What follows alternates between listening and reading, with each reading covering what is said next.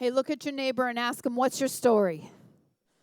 What's your story? We're going to be talking about stories today.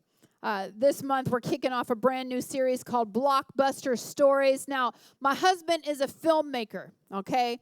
And so we like to go to the movies because he likes to study different movies.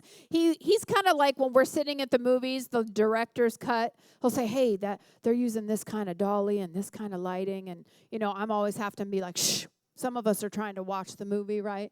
But we love movies, and I love the really good movies, right? I'm not going to go to the movie theater for just something that's like, It's got to be a good blockbuster movie. How many know the movie industry worldwide is $77 billion, right? Kind of crazy. But I remember when I was just a kid when the Star Wars movies first came out. I was just little. But I remember when they came out again, the second series in the trilogy came out in the 2000s. We were all just hyped up about those Star Wars movie. One night we had pre-ordered tickets because it was the summer blockbuster, and we went out and it started raining. And it wasn't like this nice little Seattle rain. It was like that sideways rain, and we were getting soaked. We were completely wet. We had our jeans on. We were wet. But we didn't care because we were first in line to see that blockbuster movie. So what is your story? I love asking people that question. You'll be surprised if you just try that once in a while. Ask somebody, hey, tell me your story. What's your story? I want to hear a little bit about your story. Many of you know my grandmother turned 100 years old earlier this year. I've talked about her a bit.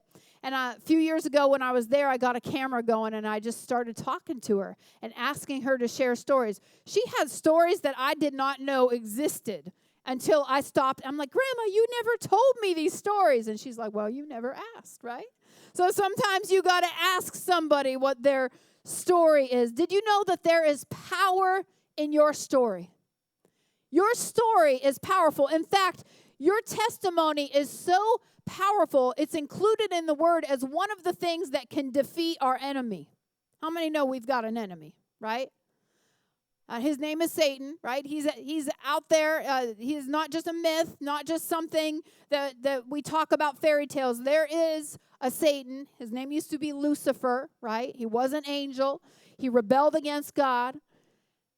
And I love this part of Revelation 12:11. It says, and they have defeated him, talking about Satan, by two things. By the blood of the Lamb, that's the sacrifice of Jesus on the cross, right? There's power in Jesus' sacrifice. And by their testimony. Somebody say testimony. Your testimony is your story.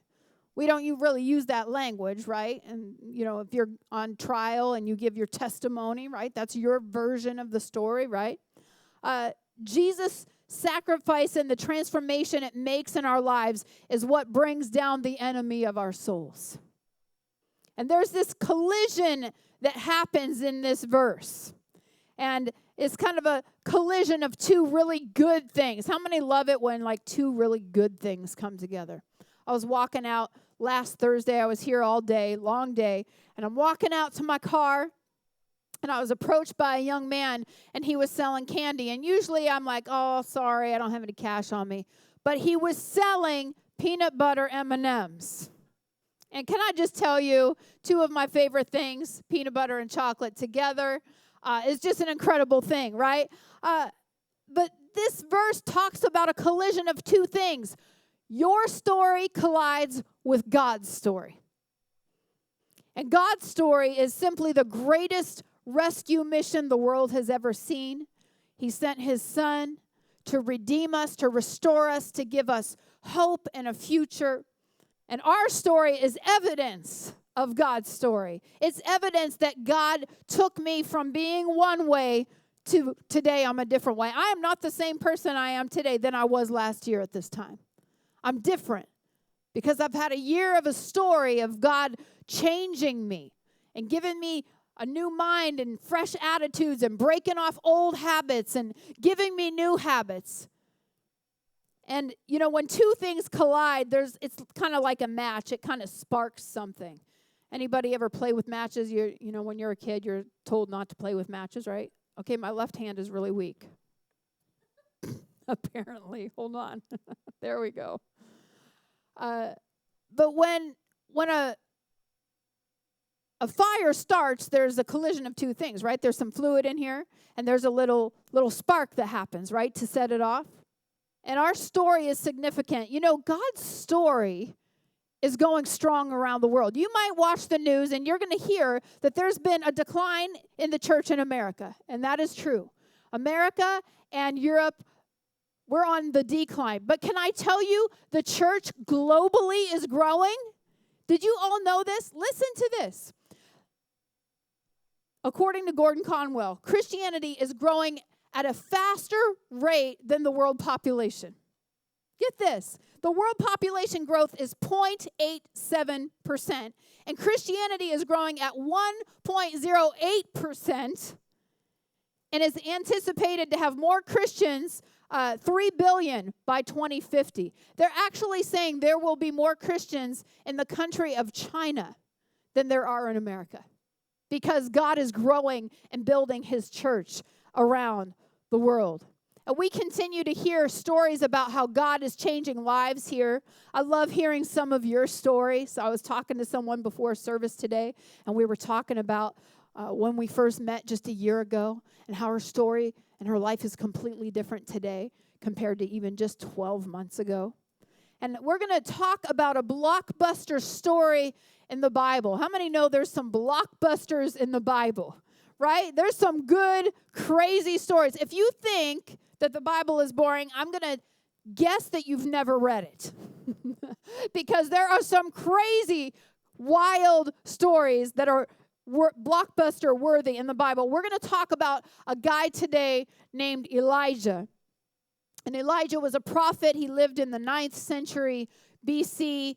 And the Bible records him praying and seeing. Now, how many know there's a difference between praying and seeing? He prayed for and saw 16 different miracles. One of them was just praying for there was a famine and it hadn't rained for 3 years. Imagine no rain for 3 years. My grass is dead now just from 2 months of no rain. Imagine 3 years of no rain. Another time he prayed for a dead boy who came back to life. That's pretty big miracles, right? And one of these epic stories in the life of Elijah was this showdown that took place in a place called Mount Carmel. And it reminds us of kind of the battle between good and evil. It reminds me of Star Wars, when, you know, that scene where, you know, Luke Skywalker and Darth Vader are out there with their sword, you know, their, what do you call those, lightsabers? Lightsabers, and you got that sound, zoom, zoom, zoom, zoom, right? And it's this epic battle between good and evil. Well, this is exactly what happens with Elijah. And this is better than Star Wars, and I love Star Wars. Let me set up the story for you. There had been famine for 3 years, and many of the Israelites started turning away from God, and they just started to play around with other religions. So there was another religion from the Canaanite people, and they worshiped a god named Baal. And they started, you know, taking a little bit of what their God said and a little bit of what Baal said, and they just started mixing in what they believed. And really, in doing so, they turned their back on the one true God.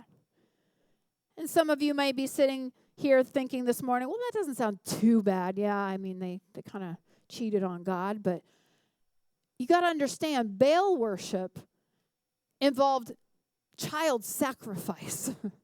So this was serious. They did evil in the sight of, they were killing their own children. And, you know, every good story has conflict in it, right? My husband has written a few full-length screenplays, and I just keep telling him, honey, just sell one of them for $1 million. That's all we need. Just sell one of your stories for $1 million, and we're good, right? But he tells me when you write a screenplay that there's 3 acts in that story. So we're going to work through the 3 acts of this story that unfold in this blockbuster with Elijah. And there's a climax that happens early in the story to set it up. It says this in 1 Kings 18. So Ahab summoned all the people. Ahab was the king. Summoned all the people of Israel and the prophets to that place, Mount Carmel.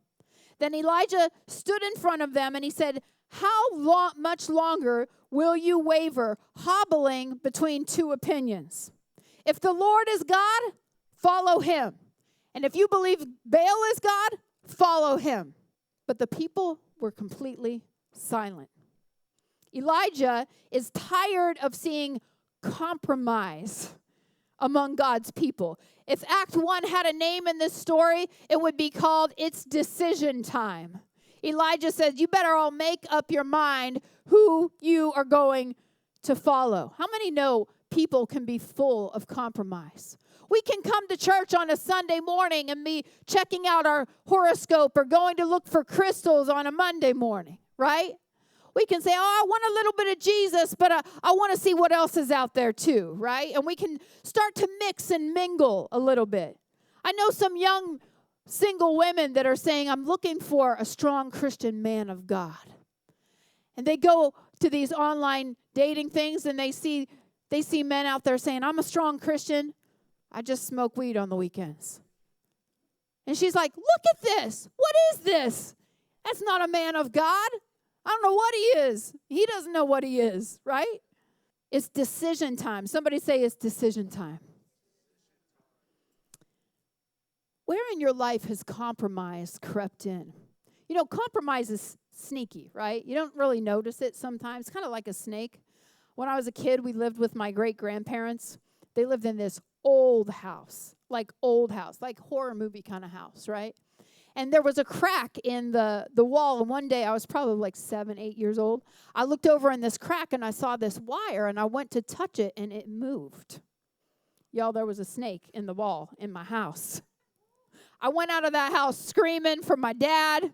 He came and got the snake and got the hoe. He took care of the snake. But how many know I didn't hear the snake coming? You don't hear snakes coming, right? You know, the enemy is sneaky like that. He'll kind of sneak in there and say, well, just click on this one website. You can just play it. Nobody will know, right? Compromise can be sneaky. But let me tell you, the day of compromise is over. Just like Elijah challenged his people, can I challenge us this morning, people of God? If you're going to follow Jesus, can I challenge you to follow him all the way? And let's not compromise. Amen. Classic Star Wars style, scene 2 is set up for a duel here. Okay, here it comes, the classic duel, good versus evil. Elijah puts out a challenge, and he says, let's have it out once and for all. I love this. And then Elijah said to him, I'm the only prophet of God who's left, but Baal has 450 prophets. Now bring 2 bulls. The prophets of Baal, you may choose whichever one they wish, cut it into pieces, put wood on the altar, but don't set fire to it. And then I'm going to set another bull here. I'll prepare the other bull, lay it on the wood on the altar, but not set fire to it. Then call on the name of your God, and I will call on the name of the Lord. And the God who answers by setting fire to the wood is the true God. And all of the prophets agreed. They thought, okay, this sounds fun. Let's see what happens, right? This is a showdown. This is the ultimate showdown of which God is going to answer by fire. So the prophets of Baal, they do what he says. They set up their altar, and they start praying, and they start screaming, and they start crying out. And Elijah is like having a little fun with them. That's why I like Elijah. He had a little attitude. He's like, hey, y'all, nothing's happening. Maybe you need to pray a little bit louder. Maybe your God's taking a nap. Maybe your God's away on vacation. Maybe your God's taking a break in the restroom. This is in the Bible. I did not just make that up. Read it for yourself. He starts taunting them. And it says, they raved all afternoon until the time of the evening sacrifice. But still there was no sound, no reply, no response. Now it's Elijah's turn. And Elijah says, hey, before I pray, he's kind of walking with a little, you see those people who walk with a little attitude. He says, hey, before it's my turn, I want you all to take some water and dump it on my altar. Because he believed my God's not just going to show up, he's going to show off. So dump some water. So they came, dumped water. He says, no, dump a little bit more. They dumped so much water on it. It says there was a trench of water dripping wet. And then Elijah says this prayer at the usual time for the offering, for offering the evening sacrifice. Elijah the prophet walked up to the altar and prayed. And I love this simple prayer that he prayed. He didn't scream. He didn't shout. He said this, O Lord, God of Abraham, Isaac, and Jacob, prove today that you are God in Israel and that I am your servant. Prove that I have done this at your command. O Lord, answer me. Answer me so that these people will know that you, O Lord, are God and that you have brought them back to yourself. Act 2, we had decision time in Act 1. Act 2 would be called it's prayer time. Somebody say it's prayer time. Elijah knew this secret. Prayer doesn't just move the heart of God. Prayer moves the hand of God.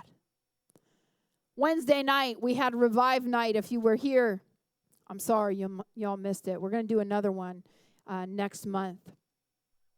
But we were here praying, handful of us, a couple dozen of us. We had people praying at the altars. We had people laying on the floors. By the end, we did a Jericho march around this place. We were praying for revival because we know that God will move in proportion to our prayers. Can I tell you, every single miracle I've seen in my personal life, whether it be a relationship miracle, a financial miracle, physical healing I've had, has been in response to prayer. Can I tell you, when you look at the church over the past 2,000 years, every single revival has happened as a direct result of God's people praying. There have been 5 moves of revival in America, and we're ready for the 6th one. We're ready. In fact, a lot of experts believe that in the next 20 years, we're going to see a major move of God here in America because it's time. Because it's time. I love what 1 Peter says. 1 Peter 3:12. He says, the eyes of the Lord watch over those who do right. And listen to this part. And his ears are open to their prayers. Let me ask you this. If God is opening his ears to listen, will you open your mouth to pray? The Bible says God is listening. He's just waiting. He's like, hey, you ever hear that phrase? I'm all ears, right? God is saying, I'm waiting for my people. I'm waiting for my people to pray. Will you open your mouth to pray? And here's what happened after Elijah prayed. It says in 1 Kings 18, immediately, say immediately. Immediately the fire of the Lord flashed down from heaven, burned up the young bull, the wood, the stones, and the dust. It even licked up all the water in the trench. When Elijah prays, God responds. You know what happens after decision time and prayer time? Act 3, it's miracle time. It's miracle time. Now, let's look a little deeper, because we could say, hey, that's the end of the story and move on. But the fire from heaven was a supernatural event. I don't know about you. When I grew up, we used to go and watch shooting stars. And one night there was a comet going through, and I counted over 100 shooting stars. You have to go somewhere really dark, out of the city, where there's no lights. And me and my friend went, and we counted 100 shooting stars in one night. But I have never seen fire come from heaven like that. It was a supernatural event. But I don't want us to miss the miracle, because I don't believe the fire was the miracle. What happened after the fire was the miracle. Listen to this. 1 Kings says this, and when the people saw it, they fell face down on the ground. That would have been me. I would have been like, what just happened? face down on the ground, and cried out, "The Lord, He is God. Yes, the Lord is God." The miracle was the changed lives. The fire was God saying, "Yeah, I'm the only God here. If you haven't figured that out, Baal, that's a false God. I'm the real God." But real revival involves transformation. Don't get distracted by the outward signs and wonders. Sometimes people go to revival services and, it's all hype and people are getting healed. And I've heard people tell some crazy stories of things that happen. Can I tell you the results of revival is always a changed heart? It's not what's going on the outside. It's what's going on the inside, right? Look at the second chapter of Acts. What happened in the upper room? It said tongues of fire came and fell, but it wasn't about the fire. It was what happened the next day. It says, as Peter was preaching, 3,000 were added to them in one day. They preached and 3,000 people came to faith. It was the fire in their hearts that made the difference, not the other fire from heaven. Church, I believe it is decision time. I believe God is convicting us to get rid of compromise. It's time to clean house. My daughter came into my closet the other day. She's like, "Mom, you need to clean this closet." My daughter loves to clean and organize. She's like, "Here, let me help you." We get some garbage bags. She's like, "You haven't worn that in 5 years. Come on, donate it.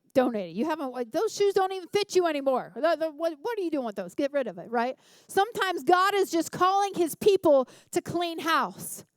He's saying, "Hey, that sin doesn't fit you anymore. That was you 10 years ago.